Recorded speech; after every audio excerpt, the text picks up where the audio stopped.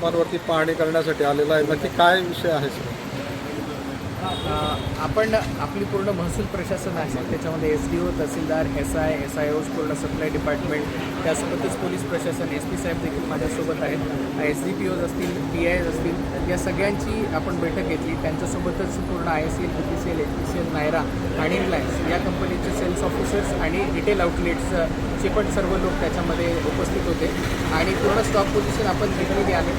आपली आज सकाळची जी स्टॉक पोझिशन आहे ती 1990 किलोलिटरची स्टॉक पोझिशन आपल्याकडे डिझेलच्या संदर्भामध्ये उपलब्ध आहे. पेट्रोलच्या साठ्यामध्ये काहीही कमतरता नाही आणि पेट्रोलबाबत पॅनिकसुद्धा नाही. पॅनिक हे आपल्या काही ठिकाणी डिझेलच्या बाबतच होतं. तर 1990 KLची जी आपल्याकडे सप्लाय आहे त्याच्या अगेन्स्ट आपली जी डिमांड आहे ती 1550 KLच्या आसपास आहे आणि ट्रान्झिटमध्ये जो येणारा साठा आहे तो आपल्याकडे 1760 किलोलिटरचा जो साठा आहे तो ट्रान्झिटमध्ये आहे.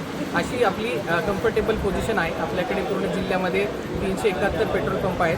त्याच्यापैकी 20 पेट्रोल पंपांवरती जास्त डिमांड असल्यामुळे आज सकाळच्या परिस्थितीनुसार डिझेल संपलेलं आहे, परंतु तिथेही आम्ही संध्याकाळपर्यंत डिझेल उपलब्ध करून देण्याच्या सूचना दिलेल्या आहेत. आजही रविवारच्या दिवशी युजली डेपो बंद असतात या सर्व कंपनीचे जिथून सप्लाय होतो. ते डेपो देखील आज रविवारचे पण आपण सगळे चालू ठेवायला सांगितलेले आहेत, जेणेकरून कुठेही सप्लाय खंडित होणे आणि नागरिकांमध्ये पॅनिक तयार होणे.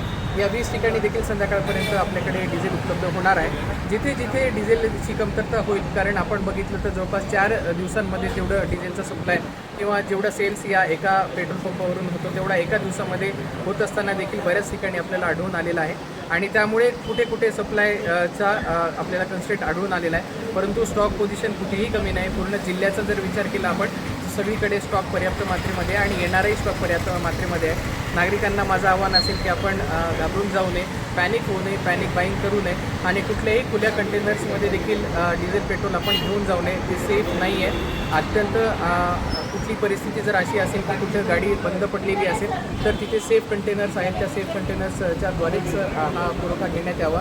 यामुळे अननेसेसरी थोडंसं पॅनिक क्रिएट होत आहे आणि कुठलीही साठेबाजी होणार नाही याच्याकडे आपण दक्षता घ्यावी.